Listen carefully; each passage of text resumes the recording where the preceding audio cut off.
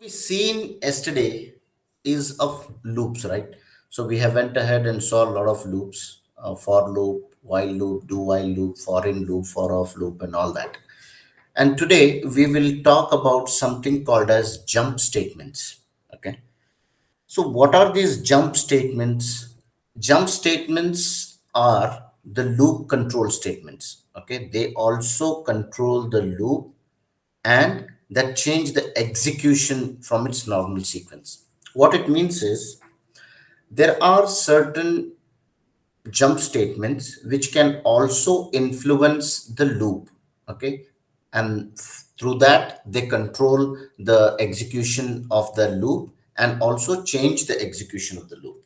And that can be done using two jump statements, which is known as one is called break statement, another is called as a continue statement.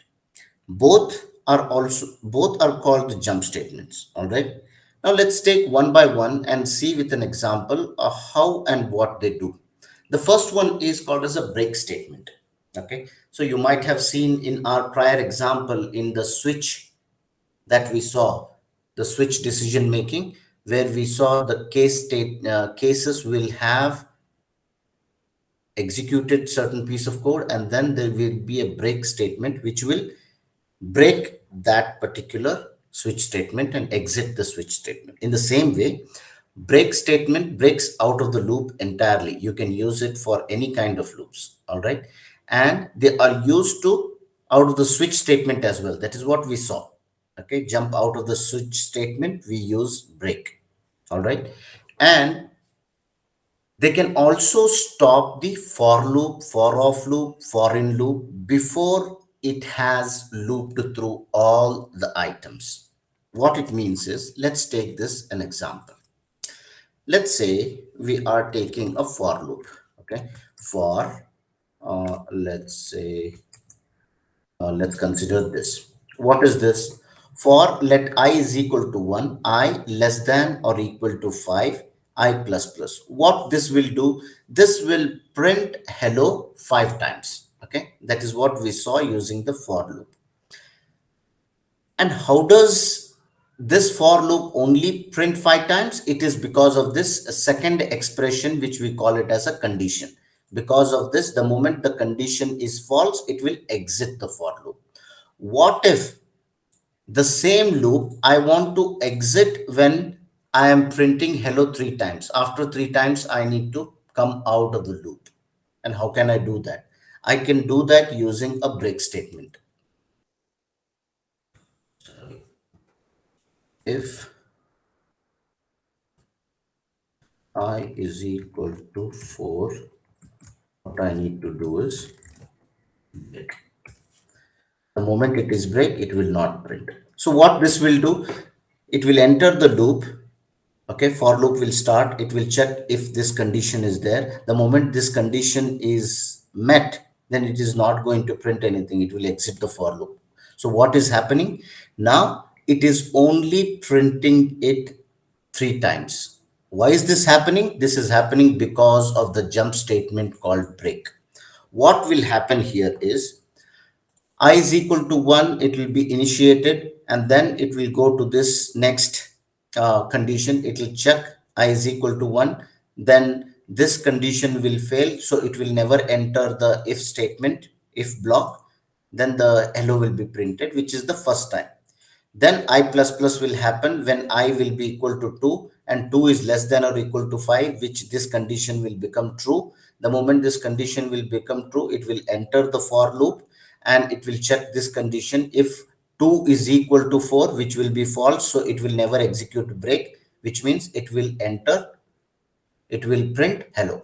Again, increment happens, 2 will be incremented to 3 because of this I plus plus. Then 3 is less than or equal to 5, which is true, and it will enter the for loop again. For loop will check, then the first statement is if statement. Then it will say 3 is equal to 4, which is false. Then it will never execute the break. Then it will print the console.log. Okay, hello. The third time it will be printed. Then once this is printed, again it will be incremented 3 to 4. It will happen 4 now. 4 is less than or equal to 5, the condition is true, it will enter the for loop. The first statement of the for loop is if condition 4 is equal to 4, where the if condition is met, which means this condition is true now. 4 is equal to 4. Then what happens? Then the if block will execute. The moment the if block will execute, it will encounter a break statement. That is the reason it will exit the for loop itself. The moment the break statement is encountered, it will exit the for loop right here. It is not going to print the console.log even though it is in the for loop. It will not going to enter the another print here. It is just going whenever a break statement is encountered in a given loop, it will exit the loop itself. Okay, are you guys able to understand this? Yes, sir. And always understand that it is not only the case with for loop, it can work with all the loops that we have seen. For off loop, for in loop, even the do while and while loop also can use the break statement. Even the switch statement also uses the break statement. It will break out of the loop entirely. Okay, this is the usage of the jump statement called break. The very next jump statement is continue. So what this continue, there is a difference here. Let's understand how break is different from continue. Continue, what it does is it will skip the remainder of the current loop and goes to the next iteration. Okay, the only thing is break statement will exit the loop itself. This is not going to exit the loop, it is just going to exit only that particular iteration, the current iteration or the current loop, and then it will continue with the next iteration. Okay, that is what continue will do. We'll see that with an example so that you will be able to understand that. Now, continue statement breaks one iteration in the loop, only one iteration. Wherever the continue statement is encountered, only one iteration of the loop is skipped. Whereas it can be used for all the loops, like the way break can be used in different kinds of loops. Even for continue can be used to stop the current iteration for off, for in, while, do while. All these loops can be inside these loops we can go ahead and use continue, which is no problem. Now, let's consider some example in order for you to comprehend what happens here. Okay, let's see that. Let's say the very this statement itself, let's take it. What will happen? Let's see. Instead of I is equal to 4, I am going to say continue. Now, can anyone tell me what will happen to the output now? How many times hello is going to be printed? Four times. Four times. Exactly. That's correct. Absolutely correct. You are on the dot. So why? Because whenever the condition is met, okay, at that point of time, only that iteration is skipped. Okay, then it will again the loop will continue until this condition becomes false. All right, only it is going to print 4 times. Here it is going to print 3 times. Okay, it is just going to skip only the current iteration, that's it. It is not going to exit the loop.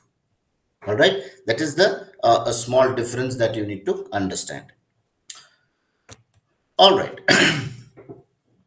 With that being said, let's enter the world of functions. So this is a very exciting because this is where the real programming of JavaScript starts. Okay, what you've seen so far is very fundamentals. Okay, and now you are entering the actual programming concepts, what is known as JavaScript functions.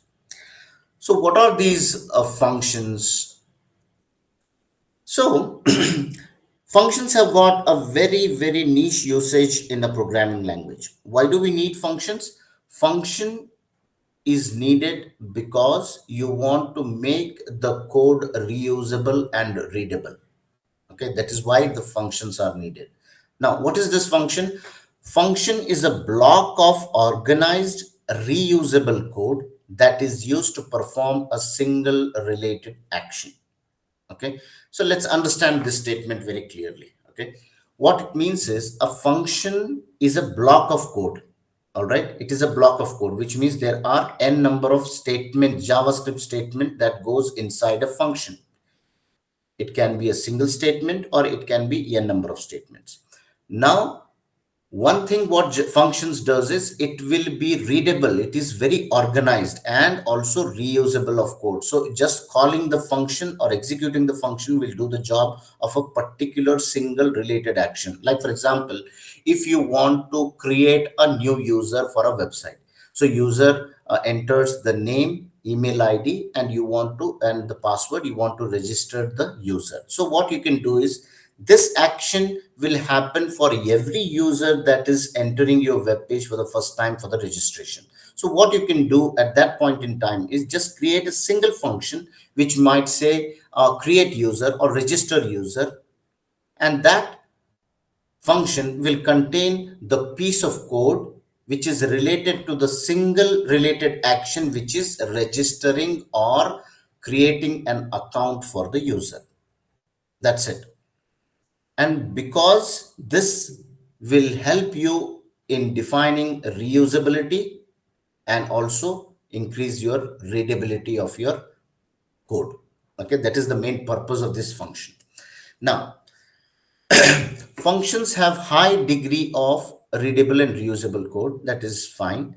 And this will also help to maintain the modularity of your application, which means like you can create a very organized way of modular language, okay, where you can say this function does a specific task of creating the user. This function does a particular task of if the user forgets the password, what need to be done, that action is done by one function. The another function can say delete the user, and only the deletion of the user from the database can be handled using that function. So in this way, a simple and readable and reusable modularity of your application can be maintained using the functions. And functions can, you can also define it somewhere in the scope for which you need to call it. So what it means is, in order for the function to be utilized in any programming language, first thing it needs to be done is you need to define a function. Okay, first you need to do is define a function. Now, how are you going to do a define a function? So to create a function, we call it as a function definition. Okay, function definition, or we can call it as a function declaration or function statement, all means the same. It is just means that you are creating a function. Function definition, function declaration, or a function statement, all means the same. It is nothing but to create a function. And how do you do that? Using a keyword called function keyword. You need to use a function keyword, you followed by a name of the function. You need to give a name of the function, and then you need to give a list of parameters that will be enclosed within the parenthesis. We'll see how that can be done. But now understand that creating a function will require a function definition, and that function definition has got certain syntax, the way it can be done. You need to use a function keyword, and this is a reserved word, mind you, and then it will be followed by a user defined identifier for a function, which is a name of the function you can give, and the list of parameters that you are passing to the function. And then there will be a block of code that need to be executed for that function within the curly brackets. This is what you needed for a function definition, and the syntax would look something like this: the function followed by the name of the function, open the parenthesis, give the parameters whatever they exist, and even there can be no parameters as well. Okay, there can be nil and there can be a number of parameters, and if there are multiple parameters, then they need to be separated by a comma. Okay, and then close the parenthesis, and then the flower bracket starts, which is your curly brackets within which your piece of code resides. Okay, this is how you are going to define a function. So let's go ahead and take one simple example. So what we saw is, first is a function. You need to use a keyword called function. Then you say a function name. Let's say I want to create let's say create user. Okay, create user, and this user, create user is a function name, and then open and close parenthesis. Currently I am not having any parameters here. Then open the curly bracket, and within this I am going to give the function definition, or all those statements within the function, and you are going to close that function with a curly bracket. Now inside this function, let's say I'm going to use let f name is equal to Rohit. Okay, let's f name, which is the first name, and then I'm going to use let l name is equal to Shetty. Okay, this is a second variable that is defined. And now what I need to create is, I need to create another variable which might say a full name. Okay, full name, and this full name is equal to the concatenation of this first name and last name. Okay, f name plus, you can say, l name. L name. So here, if f name plus l name will give no spaces, so I'll add a certain space here. So the space and then concatenated with it, and I'm going to end this particular statement here. And finally, I'm going to put console.log. I'm going to print the full name. Very simple. So what is function definition that I have created? A function keyword and then followed by a function name. And if I have any parameters, I need to specify here. Currently, there are no parameters being passed, so nothing exists within the parenthesis. And open the curly bracket and end the curly bracket. This is where you are going to write the function statements, whatever the statements that you want to declare here. All right. Now we have created three variables and just printing the variable name. This is what we call it as a simple example of function definition. So once you know the function definition, we also need to understand the function invoking or function calling, we call it as. Just declaring a function will not execute a function. The function can only be executed whenever it is invoked or called. So what is this? Defining a function does not execute it. Okay, that's what we said. And defining it names the function and specifying what to do when the function is called. Okay, what it means is, whenever a function is invoked, it execution starts. All right, so calling a function is known as invoking a function. This can be used interchangeably. Some people call it as calling a function, invoking a function. Both means the same, which is nothing but execute the function.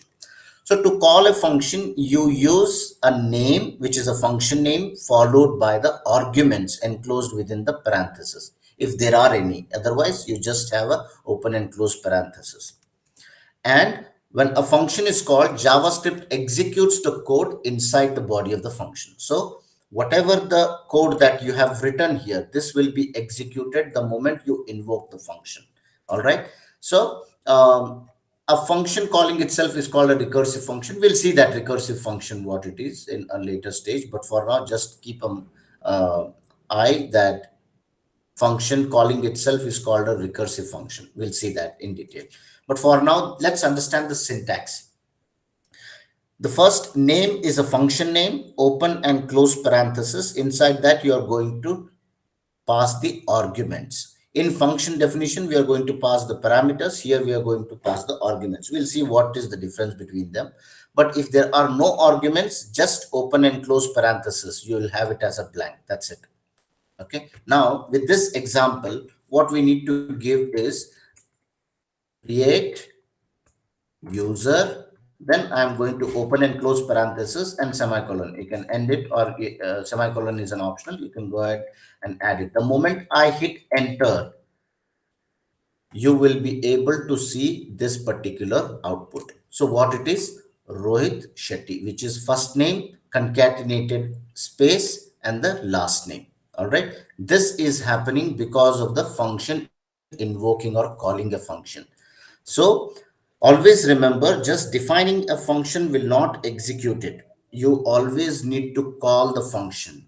Okay. So just remember that invoking or calling a function is the only way you execute a function. Okay. All right. So with that being said, let's go ahead and see what the function arguments and parameters are. Okay. So let's see what is the difference between them. When are we going to use arguments? When are we going to use parameters? We'll understand them one by one.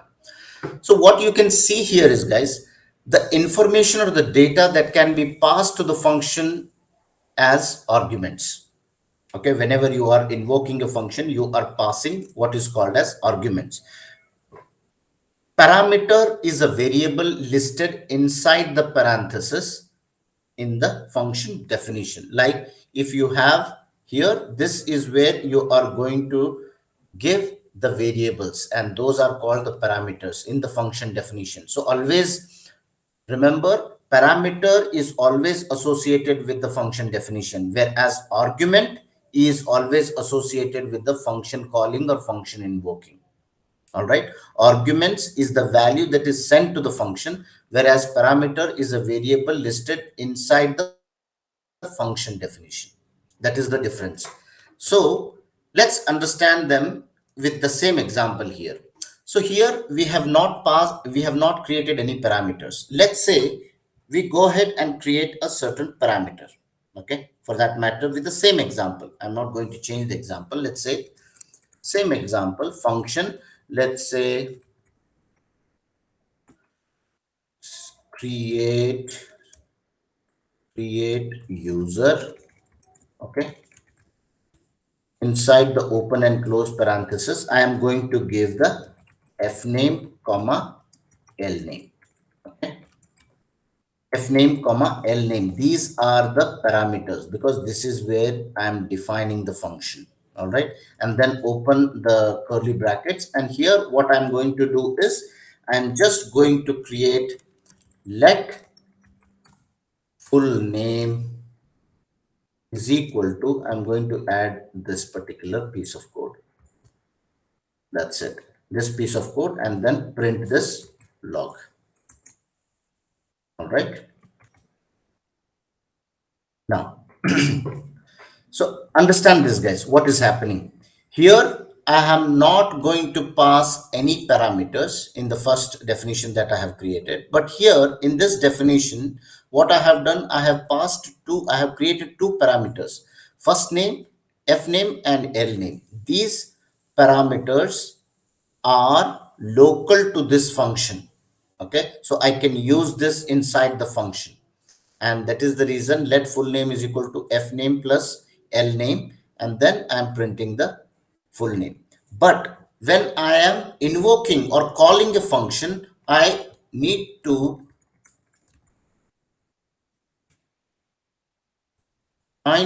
make sure that I am passing the arguments here. So what are the arguments? I can either pass the variables or I can directly pass the value. Let's say I am going to pass the value here. Okay, let's say Sachin. Let's say Sachin Tendulkar. Okay, this is what I have added. So always remember that the arguments and the parameters should follow the same order and the same number. I can't just give Sachin here. If I do this, it will be the next whatever is printed, it will be undefined because I'm not passing the last name.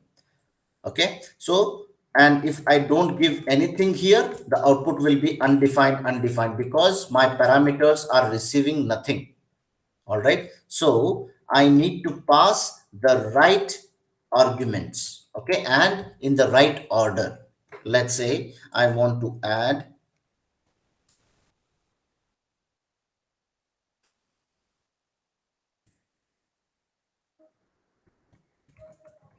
so I'm going to add Sachin, and then I'm going to add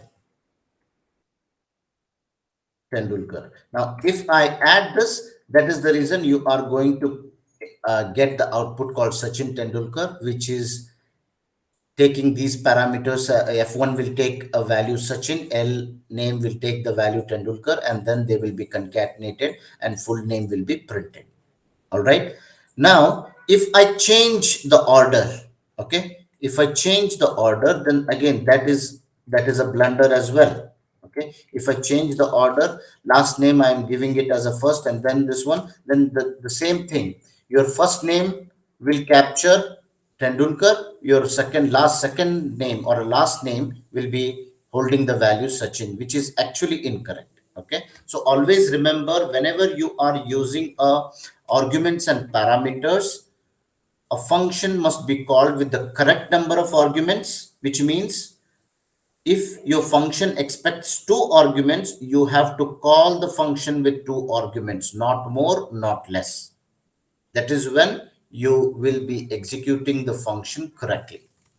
Okay, so understood this, guys, how to invoke a function, how to define a function, how we get function arguments and function parameters. Now let's go ahead and understand the next thing, what it is. A function return keyword, we'll try to understand what is this meant by return. The function can return a value back to the calling code as a result. Okay, so in this case, we are just printing it. Okay, now whenever I call this, I am just printing this because I'm getting it from the function definition. This function definition is going to print this value in the function itself.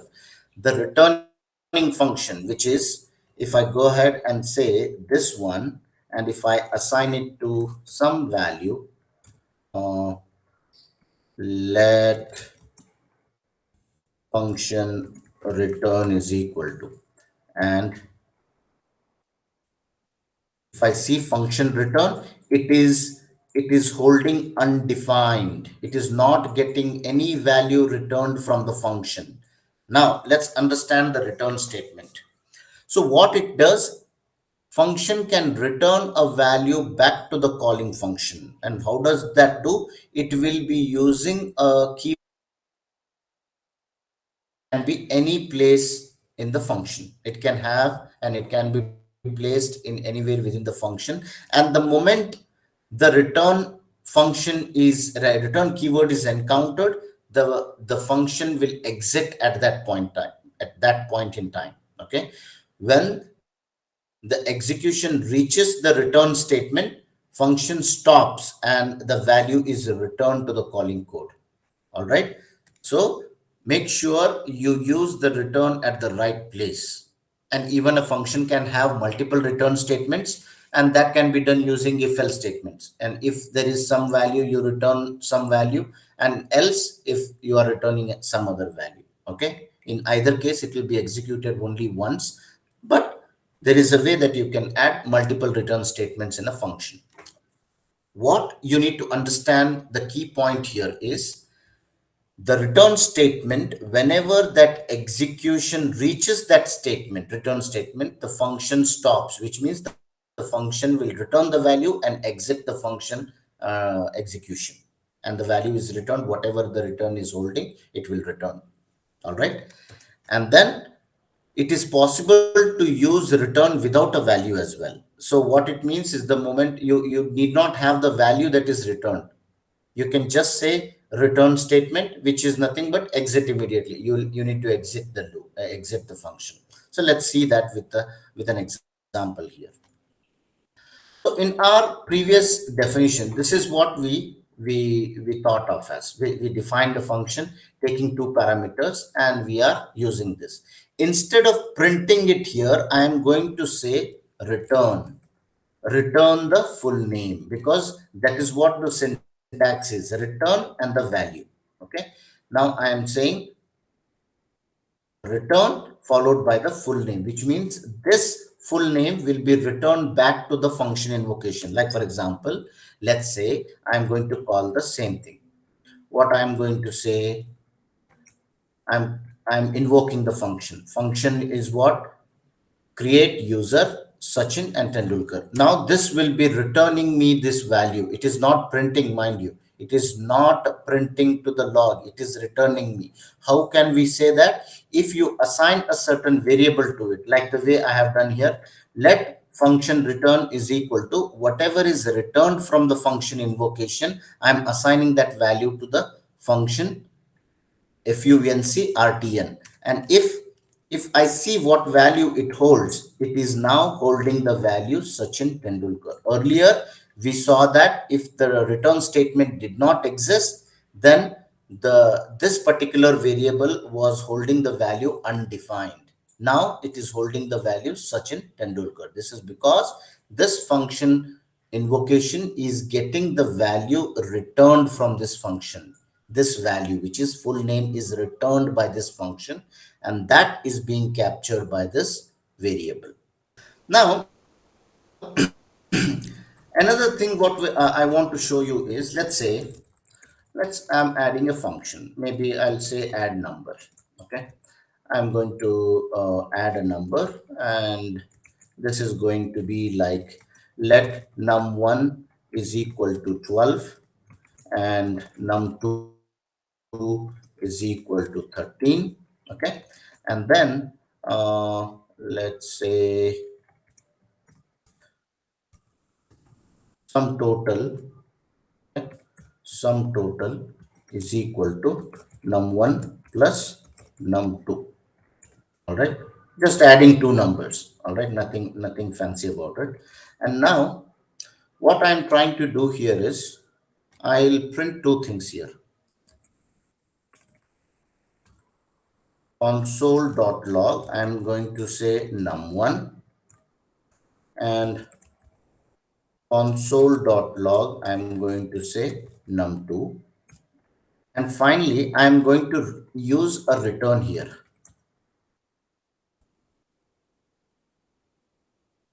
Return. And then I'm going to say console.log sum total. All right. So this is what the function I have defined. Now, if I invoke this function, can you tell me what will be the output of this function if I call this function? 12 13. 1213. That's absolutely correct. That's absolutely correct. Now, why that is 1213, guys? Because of this return statement. So whenever the execution of the function starts, it will keep executing, and the moment it will encounter the return statement, it will exit the function. It won't care about what is next in the function. All right, so always be very meticulously detailed about where and when to use the return statement, because that is this is how it can impact your function as well. All right. Yes. All right, let's go ahead and talk about, yeah, no, I mean, this is a simple definition I want to talk about. The functions which are defined or declared inside the function are only visible inside the function. They are called local variables, and global variables are visible from any function, which can be utilized in any function as well. Like for example, I am declaring this variable num1, num2, num3, and num1, num2, and sum total. These three variables are declared within this function. These are called local variables, and they are not accessed outside the function. Okay, they cannot be accessed. They are only limited to this function alone. Okay, and that is what we call it as a local variable. And you can go ahead and define any other variable outside of the function, which is called as a global variable, which can still be utilized in any number of functions that are available because they are global in scope. All right. Now, here is one important thing that I want to show. Num1 comma num2, and here I'm going to add only this thing, and then I'm going to add only this thing. Okay, so what this contains, guys, this is a function.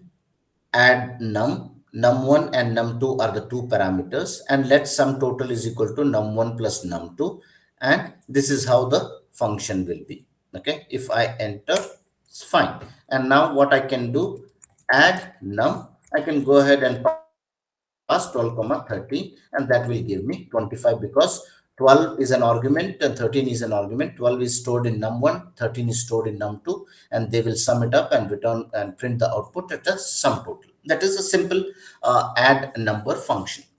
Now, here is the catch here. What will happen if I don't pass any arguments?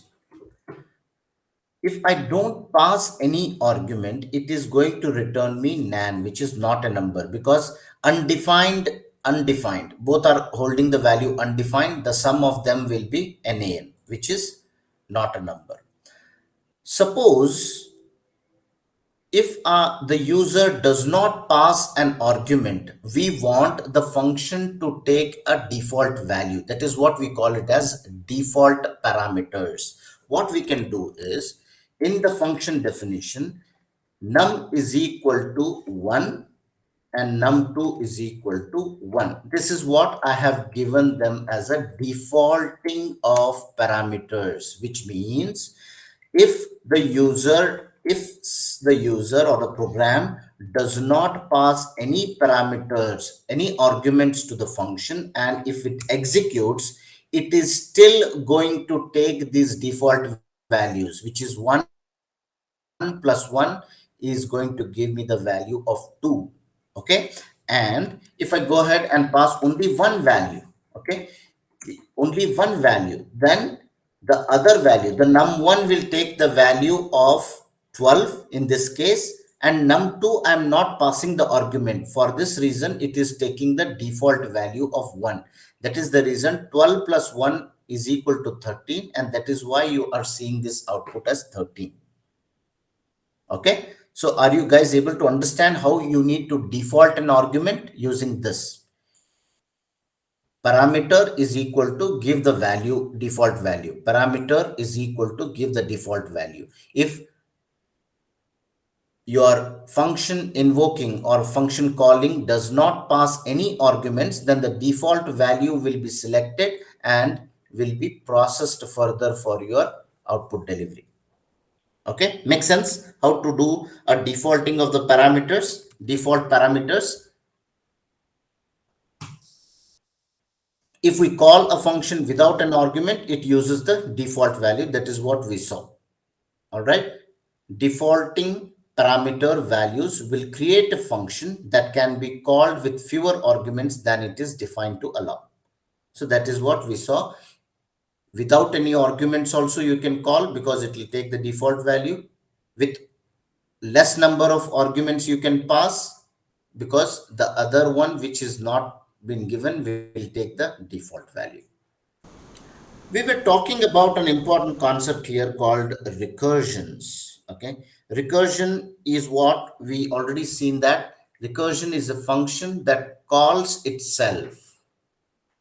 Now how do we do that? If a function is calling a function itself, we will see that. And if the function calls itself, then that might be a chance that it will enter into an infinite loop. Yes, that is a possibility. Like the way in case of for loop or any other loop, if the condition variable is not properly handled, there is a chance that it might enter a infinite level of execution, which is it will enter an infinite loop. In the same way, recursion will also, using recursion, you need to be very careful that it should be properly handled without being entering a infinite execution. Okay, so recursion is analogous to loop, which is similar to loop. Both execute the same code multiple times, both require a condition. Okay, that is what we need to understand the recursions. Now just observe this example. What is this example? This example is finding the factorial of a number. Now let's, in order to understand that, let's see. We know 0 factorial is equal to 1. Okay, that is what we know. And 1 factorial is what? 1 factorial will be equal to 1 into 0 factorial. Okay, then 2 factorial is what? 2 factorial will be equal to 2 into 1 factorial, which is again 1 into 0, and 0 will be 1. It will be nothing but 2 into 1 is what you need to understand. All right. 2 into 1 will be 2 factorial, which is obviously equal to 3, which will obviously be equal to 2. All right. And this can be equal to 1. All right. In the same way, 3 factorial will be equal to 3 into 2 factorial, which will obviously be equal to 3 into 2 into 1. All right, which is in turn equal to 6. So this is how the factorial works, and so on and so forth. If it is 4 factorial, 4 into 2, 4 into 3 into 2 into 1, which is obviously equal to 6 4 24. All right, that is how the factorial works. But you need to understand here is one concept here. A factorial will be equal to the number followed by the this minus 1 factorial. Okay, which means this, if we call this as a n into n minus 1, which is 1 into 1 minus 1 is 0. Okay, in the same way, 2 into 2 minus 1, which will be 1. 3 into 3 minus 1, which will be again 3 factorial. In the same way, 4 factorial will be equal to 4 into 4 minus 1, which will be 3 factorial. This understanding will help you to resolve the factorial with an example of recursive function. Let's say function is here. Function factorial is a function name, and it is taking the parameter as number. Open the curly brackets, close the curly brackets. All this code is the function definition. Initially define a variable called result, which is initialized to 0.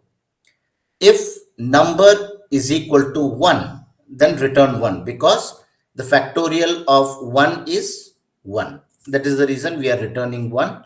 Else, if it is not equal to 1, then result will be equal to number, which is whatever the parameter. Like if we pass it 2, then 2 into factorial of 2 minus 1, which will be 1. Here, what you see is again a function call, because this function is same as this function, only the parameter is changing. Here the parameter is number, here the parameter is number minus 1.